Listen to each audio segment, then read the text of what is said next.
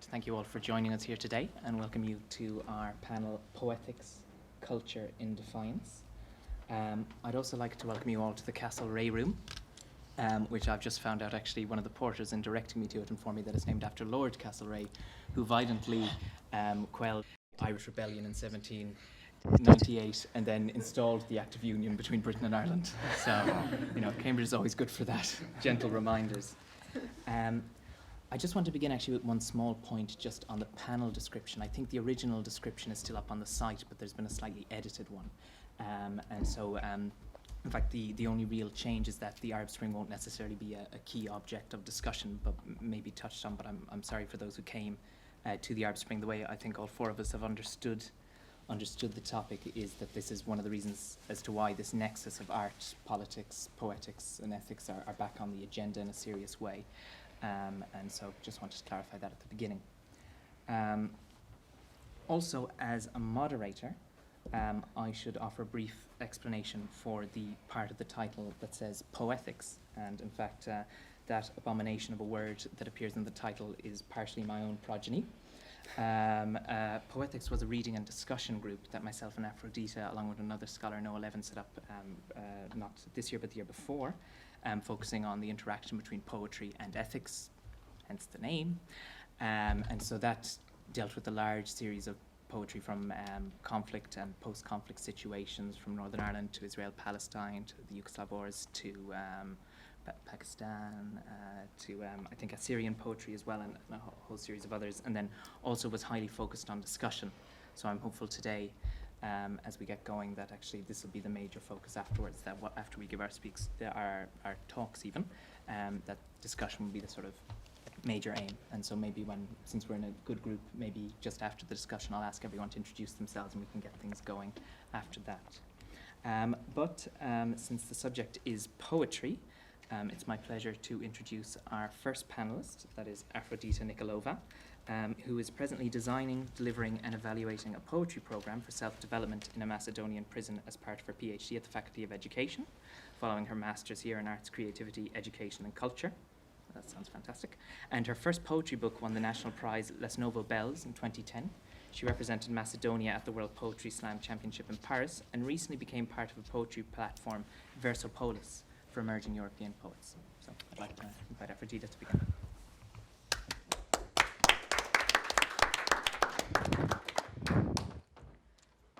Hi, how's everyone? Okay, I like your shy, kind of exciting and expectant smiles and answer. Cool. So I'm gonna be addressing this whole topic in 10 to 15 minutes, and I want to just jump straight to it because there's not much.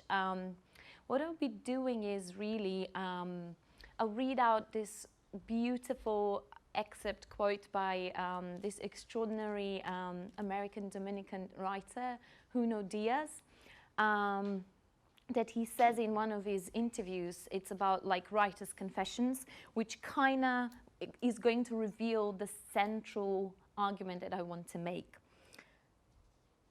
So, quotation marks. I don't think that the answer to all our problems is going to be one book. But I do think that the answers to all our problems are going to be found in the creative. Because the creative, when we create, we are basically sending a little map and sending it forward into the future. 95% of all maps disappear, vanish, get destroyed. But some of them are going to make it through. And it's remarkable what they might do. Remarkable who they might affect, who they might help. Look, we're humans. We've got a long history of screwing everything up and victimizing each other. But we also have a long history of continuity, of resistance and of creative survival. And that's always been helped by our arts, by our songs, by the cultural stuff that we pass on from the past into the future. And that's not a bad thing to be a part of.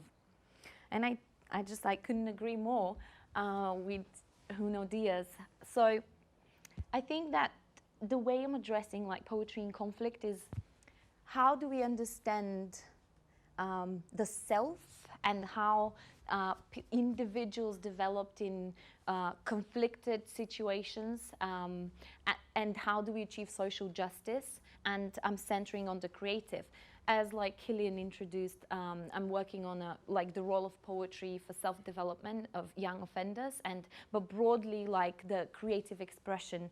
So I'm going to perform 2 poems addressing the idea of the self and how it may be developed through poetry performance. The first poem is about the self in ethnic tension society in Macedonia, which is myself, and the second one is more about, I want you to think more about structural violence, and it's more about like gender normative realm domain. So in Macedonia, there's like politically manipulated ethnic tensions between ethnic Albanians and Macedonians, and what people are spoon-fed and taught, you should hate Albanians because they're Muslim and their language is hideous or whatever. And I think that when I was growing up, I think I kind of would cringe when I heard Albanian language. And then, like, growing up, I was like, I'm going to take up basic Albanian, and a lot of people thought that this is a career move. Oh, you'll be speaking Macedonian and Albanian. And I was like, no, actually, I want to be able to be closer to this culture and understand it and give myself the chance to grow to love it. So this poem is about this type of, like, language barriers. Unhinge. Unhinge the photographs we licked as children, tongues in Sarishvili. Unhinge the dead foxes in photographs, kids that speak Slavic in acrylic and eat Persian ponies. If I tell you there's no traffic jam in 4 a.m., no jam in jazz, in supernovas, will you eat me up like air?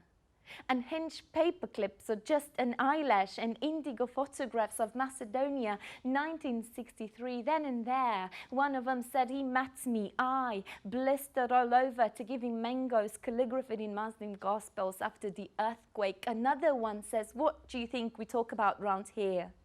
May ruins are rebuilt, and why? I grew up in brick Skopje while my father was alive. Another one says I'm a coach express, a flint, an eardrum, drums, drums. Scattered ashes one more time. For them, they walked like Bosnians, lowered their hats to sing as people do to deities. If I tell you there's no earthquakes, and look and unhinge paper clips or just an eyelash and indigo photographs, if I tell you there's no earthquakes, brats caught on cameras in the dark room where we licked our photographs of world chimeras and natural disasters and hinge lips and nasty weathers, rain outlets and rusty sonatas, unlock your hair to me.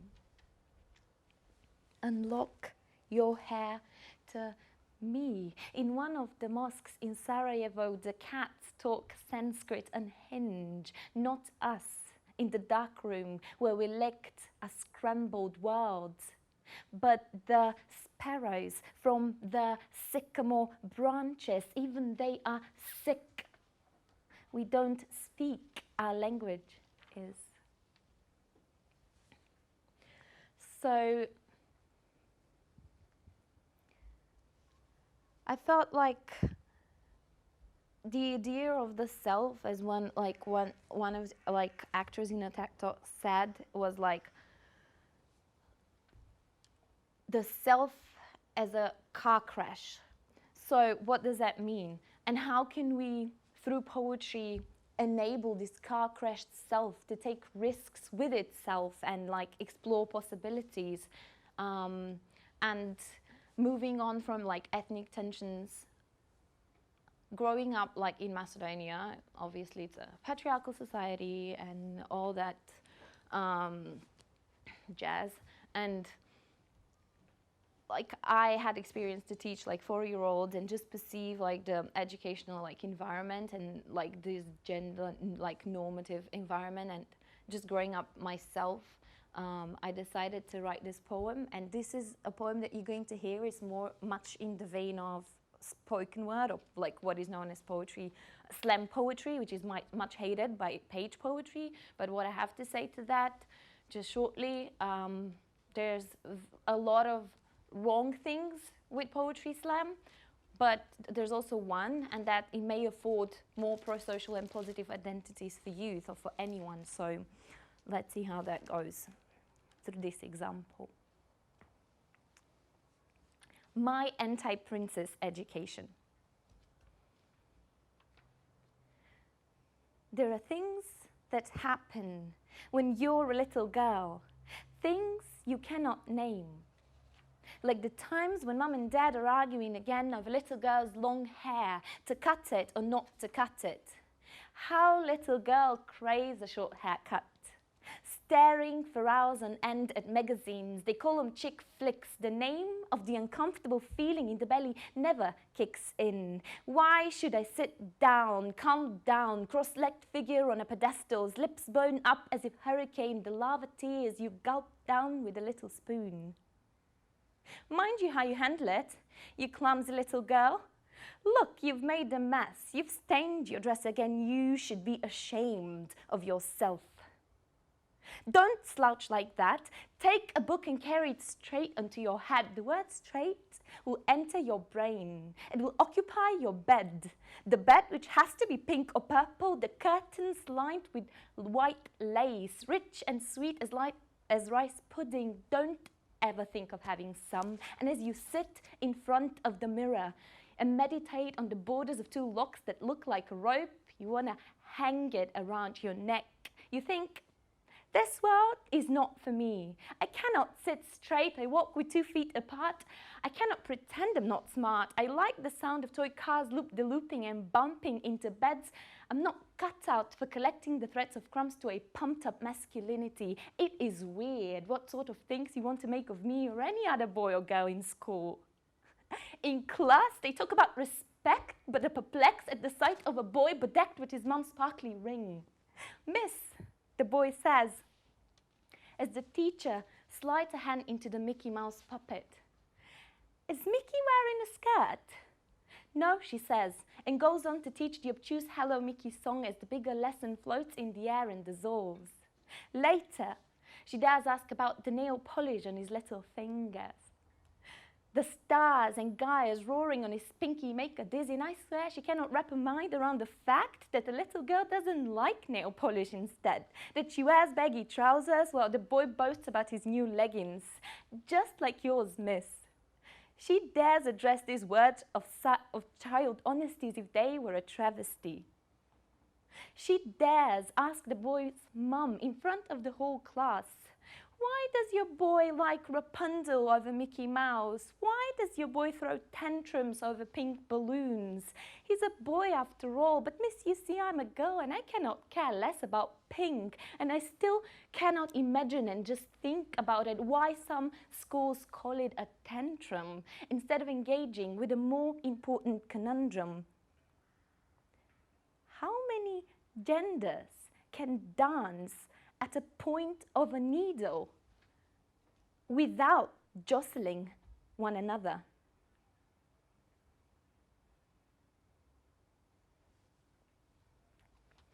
Thank you.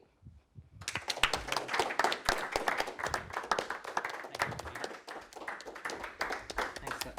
That was great. That was fantastic. I hope it wasn't too long.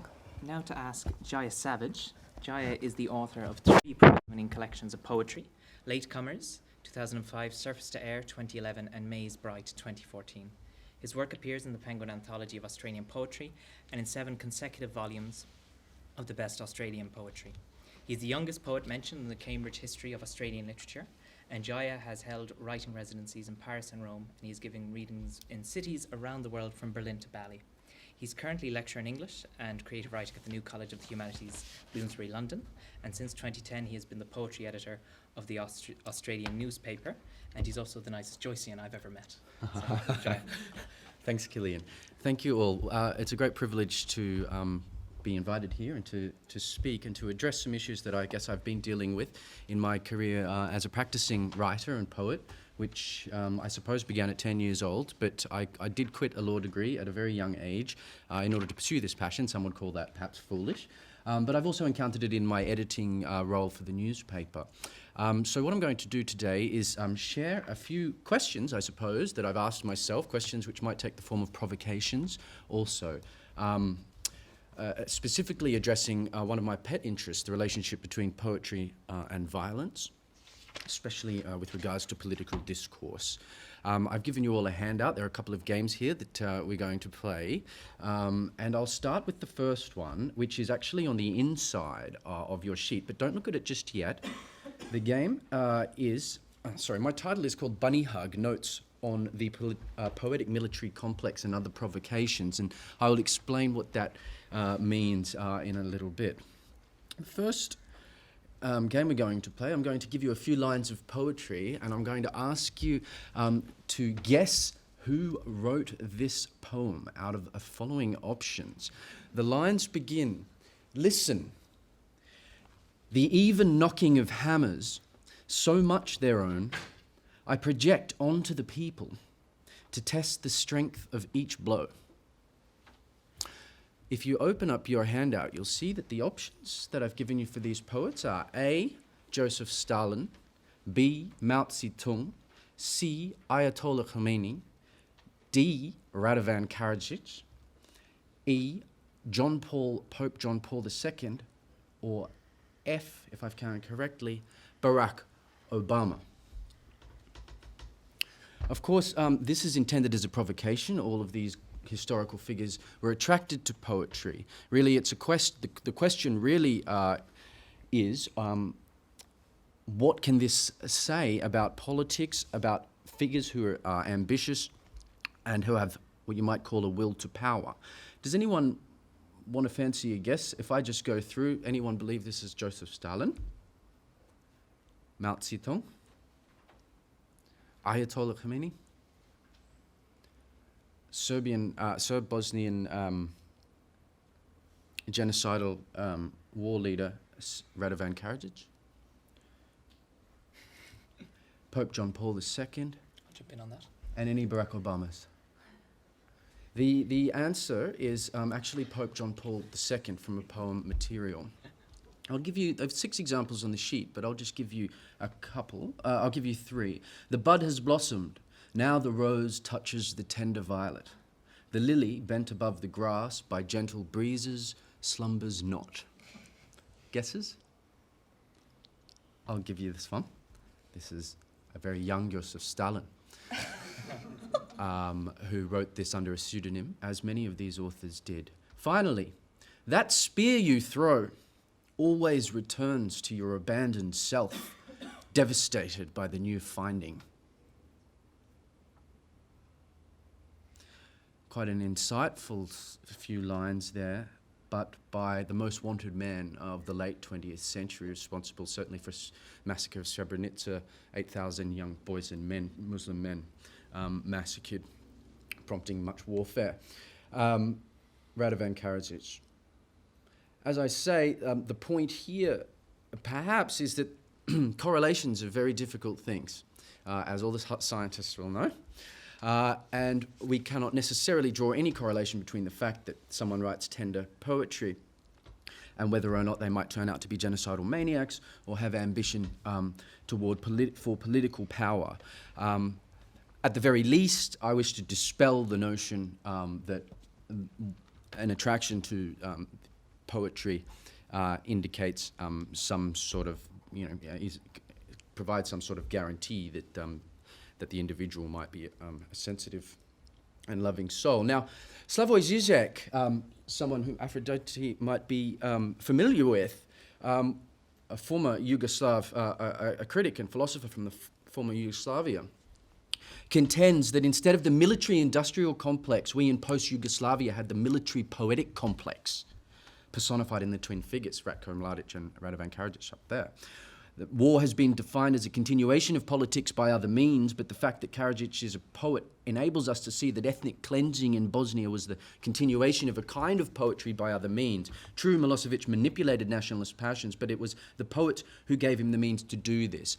What I'd like to pose today, however, is the potential valency of this concept of the military poetic complex more broadly beyond the former Yugoslavian and the Balkan Peninsula. To what extent have we always been subjected to a military poetic complex?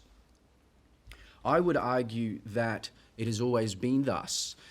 We look at the entire history of Western poetry. These days, post the Romantic era and other developments, we would assume that poetry is probably more naturally at home in matters of the heart, desire, love, and so forth. But historically, it has been more at home with the drums of war. We begin, say, with Virgil, state-sponsored poet, you could argue, by Augustus. It was Ovid who was exiled. He was not a state-sponsored poet in the golden age of Rome. We look at a poem written, the great epic of English poetry written during the Civil War in the 17th century of England, almost got John Milton killed over at Christ's College if it weren't for Andrew Marvell stepping in and writing a letter of support. This runs all the way to the great First World War poets, of whom the most famous is, of course, Wilfred Owen.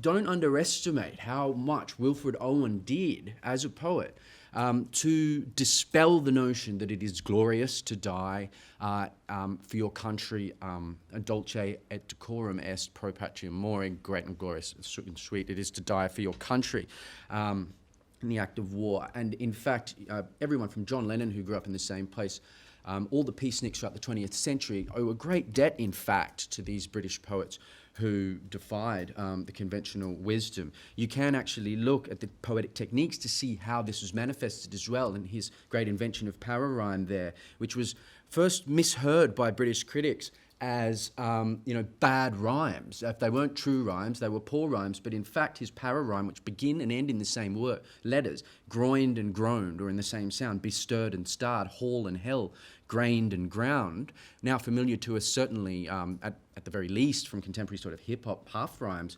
But this was quite a revolution, and in fact it has been argued that the explosion within these rhymes sort of encapsulates something of the violence of the First World War, the mass industrial warfare. And for all of us who are worried these days about the world going to hell in a handbasket, let's just remember too, we are 100 years from the Somme, and that's every man in your city dying within 2 days sort of scenario. That's the world going to hell in a handbasket, as it is for many around the world today. Not so much us in the West, horrible events in Nice and so on notwithstanding. The Arab Spring, just to speak to this, sort of got my juices going. And this is the second game, and this is the game on the outside of on the other page of your handout. And it's a little game that I'm calling Poem Title or Military Operation. All of these words are either titles of poems written since 1850 or military operations conducted since 1850. And what is the relation between these two concepts? Arclight, Cedar Falls, Renunciation. You could go through and play this game if you like. These are all sort of carefully chosen for their sort of, to try to trip you up. But I will just cut straight to the answers. Shock and Awe and the Arab Spring are not, of course, military operation code names. But for anybody who wants to know the answers, there's only 5 poems there. Renunciation by Emily Dickinson, Doomsday by Sylvia Plath, The Wasteland, Eliot, Caged Bird by Maya Angelou, oops, I didn't fill in the ears there, and Howl, which, I sort of chose because they do sound a bit like military code names, whereas, say, Cedar Falls or Evening Light might not be so obvious. And what's the point of this? Well, I would contend that it is a further support to my earlier contention that the poetic military complex has always been with us. But let's see how specifically, where that is manifested specifically. Here is a letter by Winston Churchill to his Chief of Staff on the 2nd of August 1945. Make sure that no code names are approved without my seeing them first. Code names he lists such as Triumphant, Woe-Betide, Bunny Hug, Flood, Smooth, Sudden, Supreme, and so on. He explains, he virtually has here in these letters to his Chief of Staff, this is what I would call a poetics of military code names, a kind of explanation of why some words should and shouldn't be used. Boastful and overconfident sentiments like triumphant should be avoided, or those with an air of despondency should be avoided. Frivolous names such as Bunnyhug or Billingsgate should be avoided, and so on, to the point where he says we must not enable some widow or mother to say that her son was killed in an operation called Bunnyhug or Ballyhoo. And then he offers some proper names. Now, I would suggest that Winston Churchill himself, a master of language, here is effectively running his own PR. And we now slip to, I need to make another point here in terms to triangulate sort of us or this paper. Here is Edward Bernays, the founder of public relations, Freud's nephew, inventor of the press release. And those of you who might be interested, there's a wonderful documentary on him, and there's a lot of literature about him. One of his most famous campaign was to get women to smoke for the tobacco companies by calling up models and dressing them up as suffragettes, thousands of them, and marching them down the street in terms of to try to promote smoking in terms of liberation. He is one of the most significant figures of the 20th century. Was listed so by Time. However, the importance of this, I would argue, is that the public relations discourse is almost now inseparable from almost every other form of discourse. But what are the effects of this in language, and why does poetry matter here? Oh, I should also mention that, of course, Edward Bernays was himself an aspiring young poet. Very quickly, this is perhaps most immediately observable in the case of Mad Men, in the episode where, the advertising agent, Don Draper, quotes Frank O'Hara's poem Mayakovsky, which is very much along the... Now I am quietly waiting for the catastrophe of my personality to seem beautiful again, and interesting, and modern. So my point there is simply this, the car crash of the self there is being examined by a public relations / advertising man, and by reading poetry, and there's an affinity there. And I once gave a paper here called "Is Don Draper Whitman's Levi's, or is Don Draper a poet manqué, a poet wannabe?" So what options do we have to us today? I've got to try to rush this. We have, of course, the dissident poets, the great example by the dissident poets. Imagine winning a prize from the government and being told that you're going away on holiday, and when you arrive, you get arrested and you get transported to Siberia where you die. That, of course, happened to Osip Mandelstam, one of the great dissident poets of Russia. Be the dark speech of silence laboring. Their problem was silence, being silenced. Akhmatova, the survivor, has similar lines. Speechlessness became my home. We don't need to go to Russia, though. PEN International each year draws attention to the poets who are currently in prison around the world. However, is this my condition as a practicing poet? Of course not. I don't have this problem with silence. I think our problem that we have is actually noise. Which ultimately is the same problem, the same risk of silence. And I have a couple of serious, great poets and thinkers who've tried to grapple with this. So to try to bring all this together and what is the value of poetry in this age where we're swamped by bureaucraties, a kind of deadened language. The Chilcot Report runs to 2 million words of deadened kind of language and so on. Well, as Geoffrey Hill, the former professor of poetry recently of Oxford, says, one of the things the tyrant most cunningly engineers is the gross oversimplification of language, because propaganda requires this. Any ambiguity or ambivalence implies intelligence, and that intelligence is a risk. You can't allow for nuance in this sort of discourse. You have to quash it, and in a way that dovetails with the PR of war, as well as PR perhaps more broadly in some instances. You are not allowed to entertain the slippage, the slipperiness of language. You have to pin it down to the point. Whereas Rowan Williams says, Rowan Williams was brought up this morning by a wonderful keynote speech, that this type of language is designed to render dialogue impossible. And rendering dialogue impossible is the ultimate desirable goal for those who want to exercise absolute power. And my contention is that it doesn't even, there are wonderful ways of combining poetry and activism, but in a way, in another sense, that doesn't even matter. Just the standing army of poets, readers, and writers is sufficient to provide an alternative discourse that challenges this deadening of language, that in fact is inherently open to it, requires it.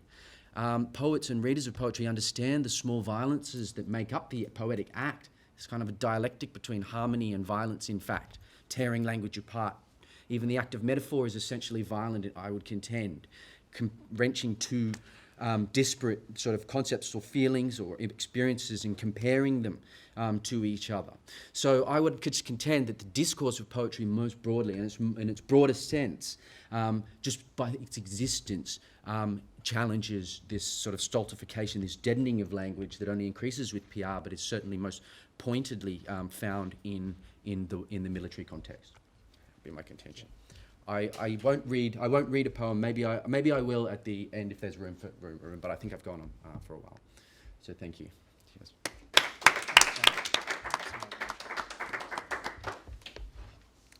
Thank you very much. That was fantastic. I have now the awkward situation of having to introduce myself, which I'm going to do in the first person.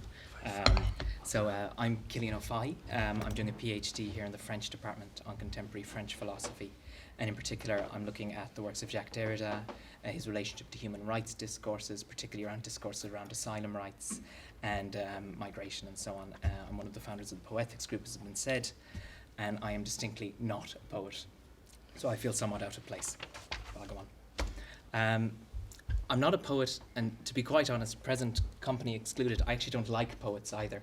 So rather than just hiding that, as is quite common in the humanities, I said I would try and put that into some productive use today, right? And Jaya, I'm happy that you've actually gone for such provocation, because I think I'm going to follow your lead on that one. So the idea behind Poethics has been about discussion, as I said. And so rather than offer you an intelligent or even moderately nuanced argument, I've decided to just be inflammatory and as much as possible. So therefore I can say that without any pretension and quite happily, that I'm not telling you the truth today and that I am lying to you all, that I don't really believe what I'm saying. And it might sound odd within an event such as this for a speaker to publicly admit that, whether or not they actually believe it or otherwise. But what I want to show is that the idea of lying in general is actually one of the conditions of possibility of poetry, and that sort of thinking needs to be brought into our general discussions around poetry. So I have two general claims. My first claim is that poets are not to be trusted, that they are all liars. And that is the title of my talk as well. And that's a provocation too. So what I mean by that is poetry, in being a lie, is fundamentally fictional. And that's pretty banal. We all know poetry is a fiction. And yet of all fictional literature, and perhaps of all arts, we tend to associate poetry with some form of regime of truth. In the sort of more modern romantic conceptions you gestured to, Jaya, there is some sort of focus on the truth of the self. So the poet is not describing reality per se, but they're describing reality as it is to them. And you can see that from present day slam poetry, I think, to some degree, but also up to Wordsworth too. That's not necessarily a problem, but I think it is worthy of serious consideration when we start applying it to a conflict or post-conflict situation. And with that, usually with the figure of the poet, we're more inclined to associate that with the sort of balladeer, speaking truth to power. And that's the sort of image that's invoked for me when we get the sort of title of culture in defiance. That you are challenging the narrative given either by the state or by institutions of some sort, and the poet is there to represent or to give truth. However, this conception of speaking truth to power, to my mind, changes somewhat when we realize the person who's speaking the truth is actually by profession a liar. And I don't want to be overly jargonistic or abstract about this, but to indulge me a little bit, in any form of otherness or any form of event, very, very philosophically understood, and violence might be perhaps the biggest of these sorts of events, there is a need for some form of representation. I fully acknowledge that. But what has to be acknowledged at the same time, and which I believe in most discourse around poetry is not acknowledged, is that is a representation. And by definition is not egalitarian at all, is false and artificial. And especially in the sort of egalitarian frameworks that we have in the egalitarian narratives that we get around poetry, to my mind, that is broadly neglected. And what I think we need to focus on then is the limitations and the sort of constructive aspect that poetry engages with. So to draw on a tradition that I'm more familiar with, many of you will know W.B. Yeats, the Irish national poet who described the 1916 Irish rebellion in his poem Easter 1916. Many people would regard it as an excellent poem, but all the same, that is a very particular codification of a particular event. It is not any particular truthful representation of it. It defines it in a number of series of ways, aesthetically, religiously, symbolically, and also individually. And to my mind, at least, it also is what defines it as an event. It is one of the key literary artifacts which actually puts it on the agenda and makes it understood in a particular way, as opposed to other historical events which have occurred around that time, perhaps. In a very different way, and to update us more, we might look at the contemporary Irish poet Kieran Carson, who has tried to describe the violence in Northern Ireland in his poem Belfast Confetti. And I'm quoting here, "Suddenly as the riot squad moved in, it was raining exclamation marks, nuts, bolts, nails, car keys, a fount of broken type." So Carson is, of course, a very different type of postmodern or what have you type of poet than Yeats. And he's perhaps offering a less closed conception of what he is nominally describing. But in representing violence as in some way related to language, he is distinctly doing that. He is coding it in a particular way, and that is not the only exclusive or the exhaustive way of describing that event by definition. So this is a general problem of representation. I'm not saying anything particularly interesting there. And I don't think there's anything necessarily wrong in general, but when it moves into a conflict situation and when we start basing that around subjective understandings and particularly around ideas of the self, I think we end up engaging in a very particular form of humanist subjective myth. And in doing so, just to sketch it, we end up neglecting two things. First of all, we assume that politics can be reduced directly to the symbolic order. In a way, I think there could be some crossover with what Jaya said about the poetico-military complex. And that ignores the fact that obviously people do not have equal access to the symbolic order in no way, shape, or form. But more than that, it also ignores that the things, peoples, or events that are actually left out of whatever this particular poem is representing. So it establishes a horizon. That's my basic claim. And effectively, it takes an event, establishes a horizon, and there are things which are by definition left out of that, which can't be taken into. But I'll come back to that. So I want to return to Yeats once more, just to focus on his "terrible beauty is born." It's a very common, sort of well-known refrain. Because I'm actually quite inclined to agree with that phrase. Because there is, to my mind, something quite terrible about the beautiful. And this is where it brings me to my second claim. It's not only that poets are liars, I hope you'll all take this as a compliment, but they are beautiful liars as well. And to do that, I just want to briefly touch on Kant. So Kant offers a critique of aesthetic judgment in his third critique, and he defines the beautiful as something which makes a claim over the universal. When I judge something as beautiful, I am expecting you all to agree that this is beautiful. And this is what makes it different from other categories, like he would offer the agreeable. So this idea of judging something as beautiful is possibly leads Kant to begin with assume and then later propose a conception of shared common human sense. But the beautiful in that way then becomes a particular instance. Now I won't go into that and this sort of idea of the greater structure, but the important point that I want to make is that the beautiful then is offered as a way of understanding the truth of our collective humanity. And the very existence of this beautiful being offered as a proof of some form of universal human that we can at least posit or reach towards. So this is a very highly formative role, I think, in our whole conception of Western arts. And more than that, I think it actually reflects a general strategy that we see when we're conceiving of poetic arts, which is that they have, at some degree, some connection to truth. It's very much part of the rhetoric of poetry as healing wounds, or reaching out, or reaching across, that we see all the time within conflict poetry. But this is done based on a transcendental appeal to a humanity. It's based on the idea that there is some sort of shared common human understanding, and that poetry, being beautiful, is something which can get us there better. Now to look at this closely, because it's a slightly separate claim from the first that I mentioned, if the poets are at fault in the first instance for giving us a subjective humanist myth, to some degree, readers, the audience here, and ourselves included, are at fault for this. Because when we think about culture in defiance as some sort of act of resistance and so on, the very act, the very notion of looking to the beautiful to offer us some truth about ourselves, some insight into our community, our humanity, makes an automatic appeal to humanism. And I think this is a case, no matter how sophisticated you make your means. It's something I think we can see in contemporary French philosophy as well. There's a thinker, Jacques Rousseau, who's very much in vogue, or has been at least. And he actually has this under his surface, even though he's a very radical sort of anti-ontological thinker to some degree. And my point then more is that no matter how much you dilute this, by making an appeal to the beautiful as something which can offer us truth about a conflict situation or a post-conflict situation, that we are fundamentally making a connection to humanism, and that becomes a problem for emancipatory poetics as we understand it. Now, why does that all matter? Because to be quite honest, I'm sure there's lots of people here who really don't have any problem with humanism. It's a pretty nice word, lots of people like it a lot.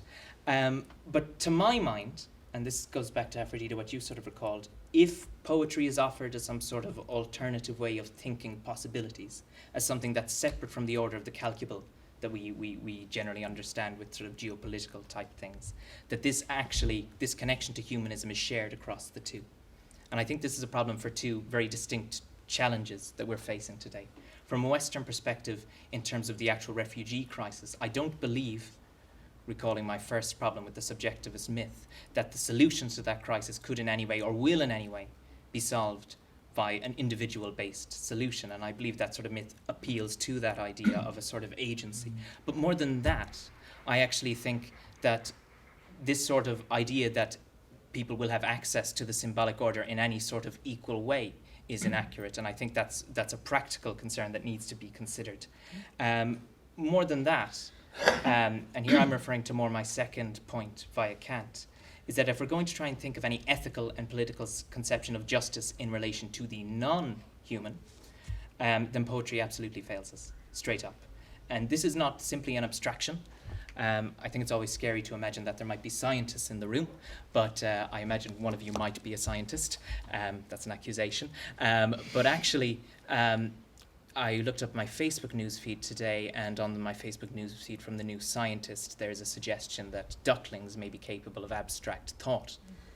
Now, what this means, and to my mind, there is actually an intersection here between contemporary French philosophy or contemporary continental philosophy, Anglo-American and analytic philosophy, and also science, that there is a view that our common understandings of human and our traditional understandings of humanism need to be disrupted, and that there is a lot of evidence and a lot of good arguments for that. However, the trouble is, if we appeal to poetry for that sort of alternative thinking, I think it ultimately fails. I also think that applies to other scenarios of the non-human, which I don't want to limit, that's why I'm calling it non-human, but which we could think of, for instance, in terms of ethics and politics towards climate change, if we actually try and think of an ethical obligation towards the ecological, rather than just be something that we use, per se.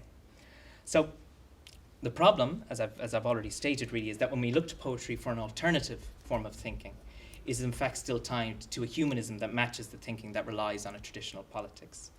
And so, while I think that these beautiful liars, in relying on an emancipatory conception of poetry, mean well, I'm not disputing that at all, but maybe intention has nothing to do here, I think that we need to directly acknowledge and be aware of the restrictions that looking at this for a type of poetics and a type of politics actually carries.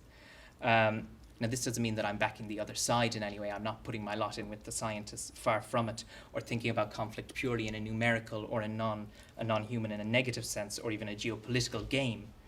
But rather, I think what is really necessary is that we acknowledge the restrictions and limitations that we endorse when we think about poetry in this way.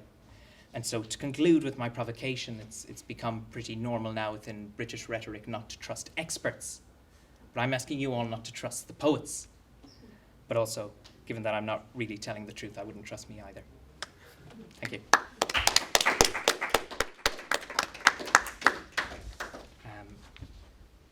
Now it is my pleasure to introduce Richard Garten.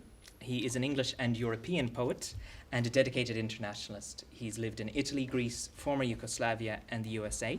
He has published over 30 books and received many, many literary awards in the UK and abroad. He is the poetry editor of the Jewish Quarterly, founder of the now legendary Cambridge Poetry Festival, and a By Fellow of Downing College. And he has actually already spoken at Poethics before, and it was very, very good. So I look forward to more of the same. Well, thank you very much, Kieran. I've just made some notes this morning.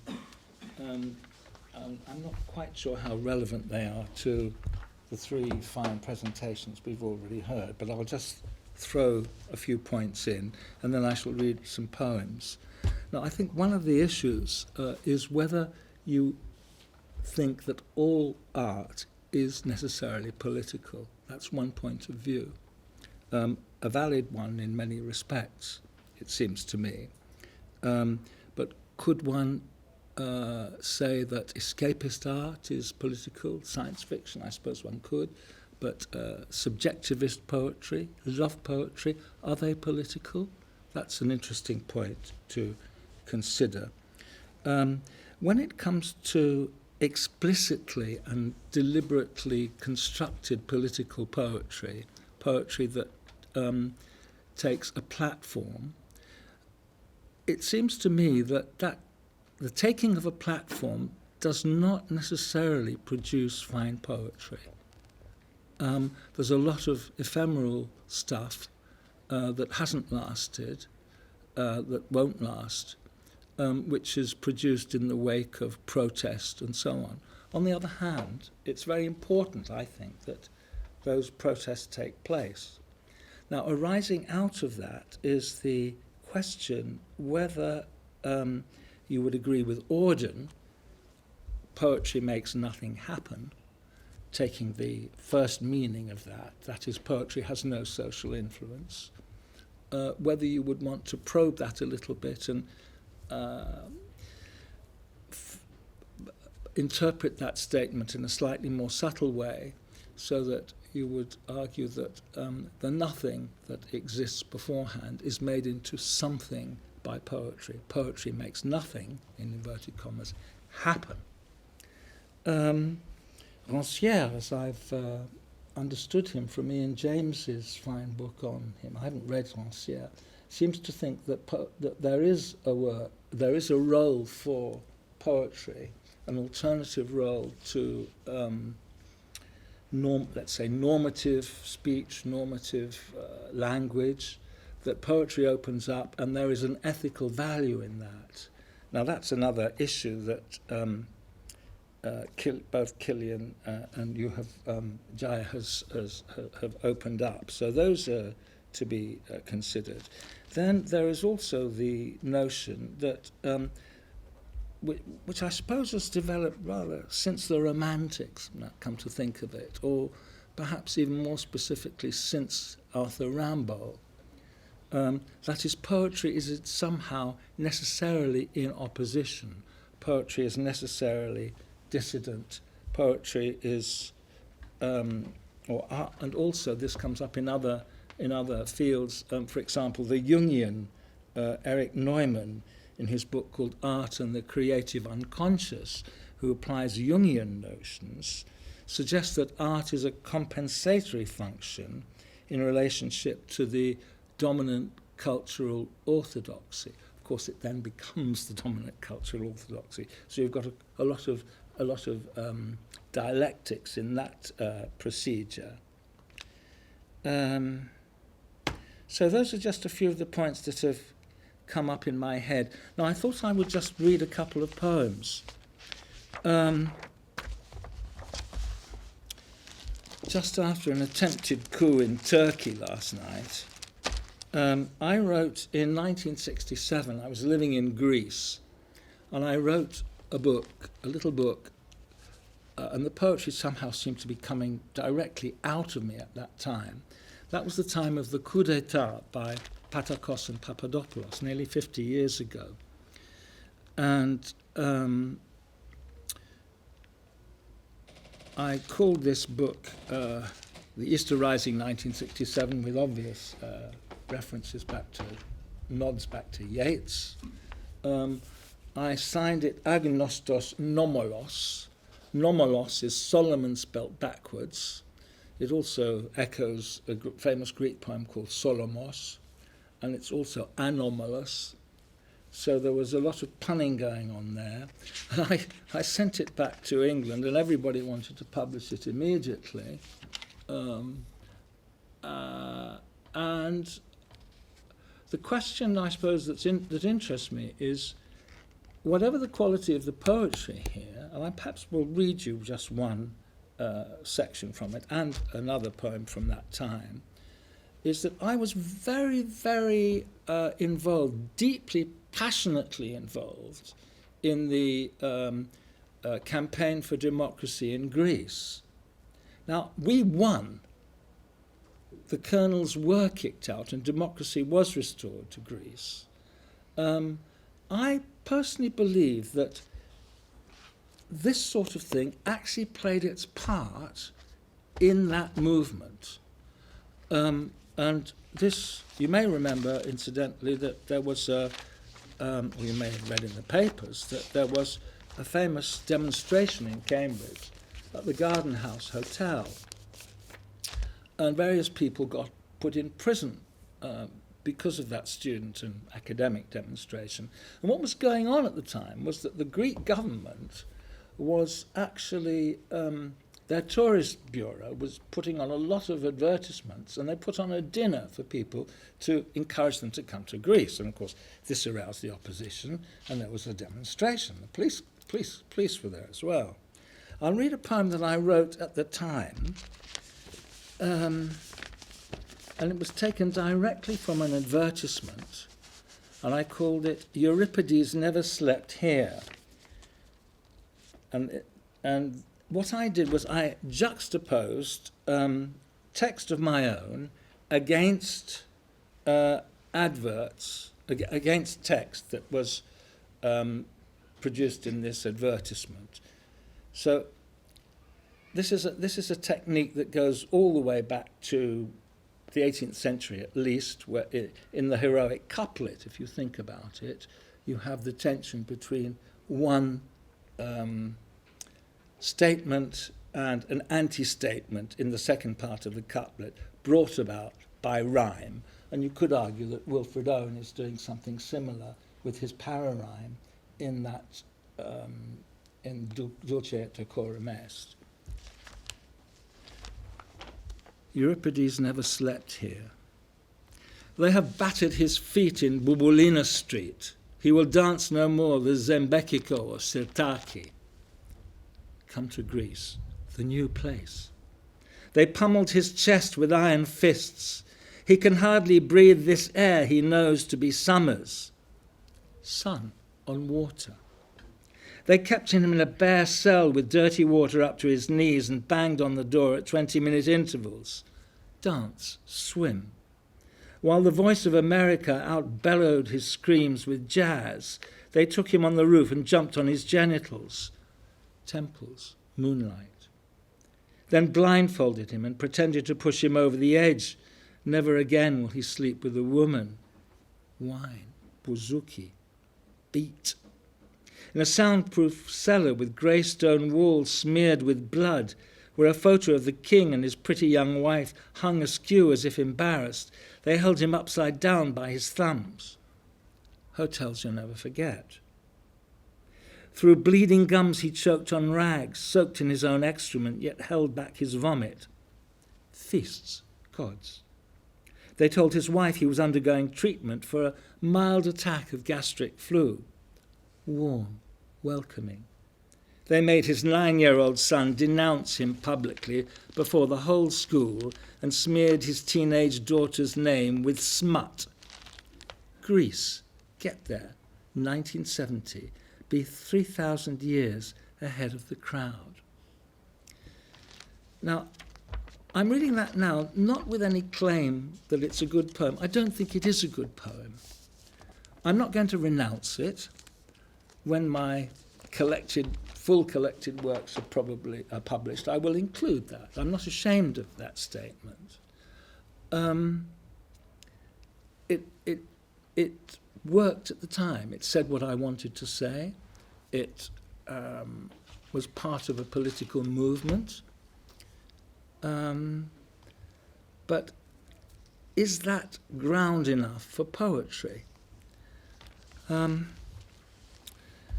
Well, in addition to that, I think I'll read one more that several of you here have heard.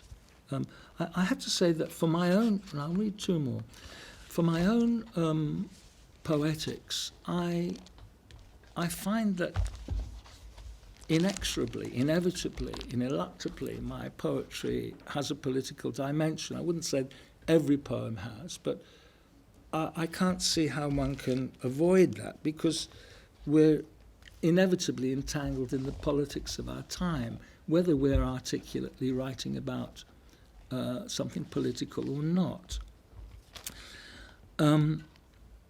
I was living in Yugoslavia.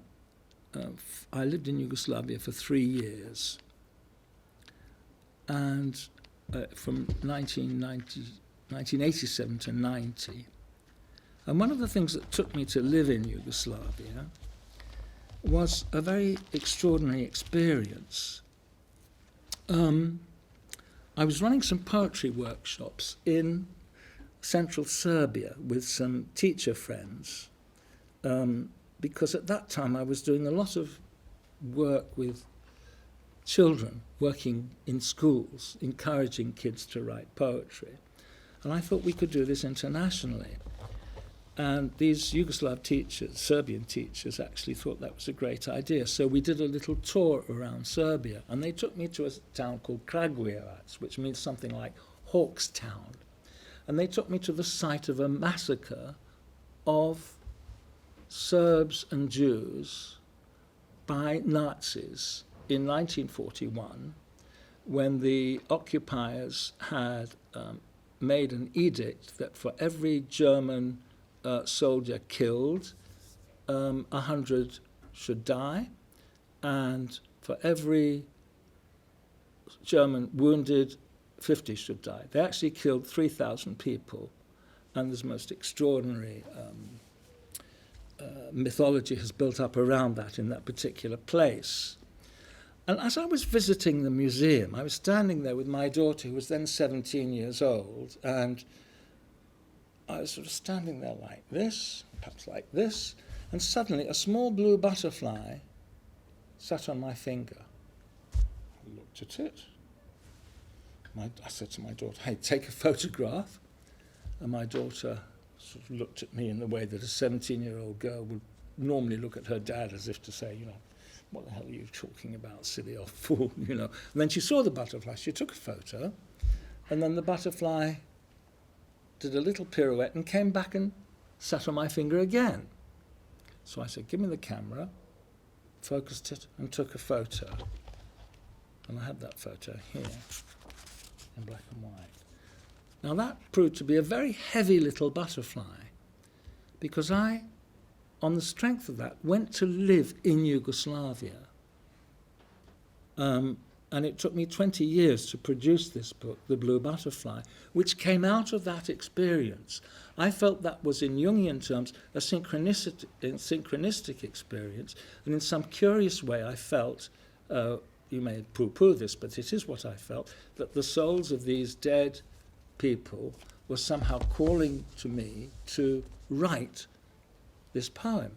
After all, the butterfly, as you know, is a symbol of metempsychosis, of transformation, because of the transformations that the butterfly goes through in its life cycle. And the word psyche, in ancient Greek, means butterfly as well as soul. So here's the poem. I'm also going to say that this title poem came out very, very quickly, pretty well as soon as I got back to England. The Blue Butterfly. On my Jew's hand, born out of ghettos and shtetls, raised from unmarked graves of my obliterated people in Germany, Latvia, Lithuania, Poland, Russia. On my hand, mothered by a refugee's daughter, first opened in blitzed London, grown big through post-war years, safe in suburban England. On my pink, educated, ironical left hand of a parvenu, not quite British pseudo-gentleman who first learned to scrawl its untutored messages among Latin-reading, rugby-playing militarists in an elite boarding school on Sussex's green downs and against the cloister walls of Puritan Cambridge.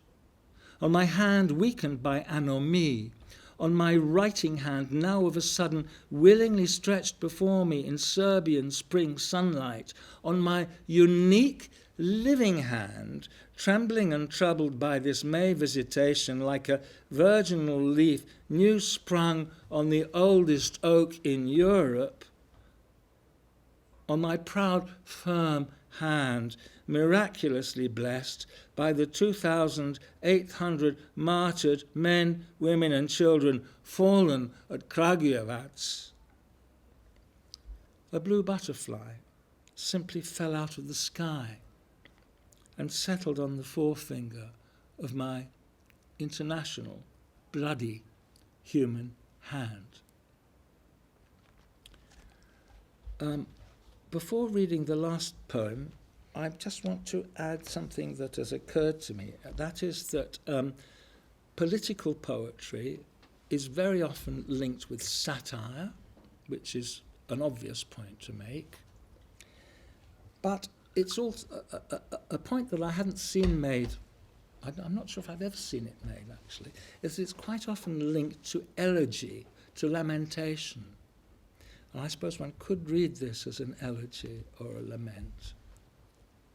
And the notion that atrocity should never happen again is very often a powerful motivating force for writing. I'll just end with another one, which I hope, which came out of this situation. But I personally think that this one has actually transcended the situation itself. It's a very simple villanelle. It's a totally formal, traditional poem. I call it The Death of Children. It is the death of children most offends nature and justice. No use asking why. What justice is, nobody comprehends. What punishment can ever make amends? There's no pretext, excuse, or alibi. It is the death of children most offends. Whoever offers arguments pretends to read fate's lines. Although we must swear by what justice is, nobody comprehends how destiny or chance weaves. Who defends their motives with fair reasons tells a lie. It is the death of children most offends. Death can't deserve to reap such dividends from these who scarcely lived their parents' cry. What justice is, nobody comprehends. Bring comfort then and courage, strangers, friends. Are we not all parents when children die? What justice is, nobody comprehends. It is the death of children most offends. Well, I hope that's opened up a few points, and I hope that they link up with the three terrific presentations that have preceded me. Back to you, Kieran.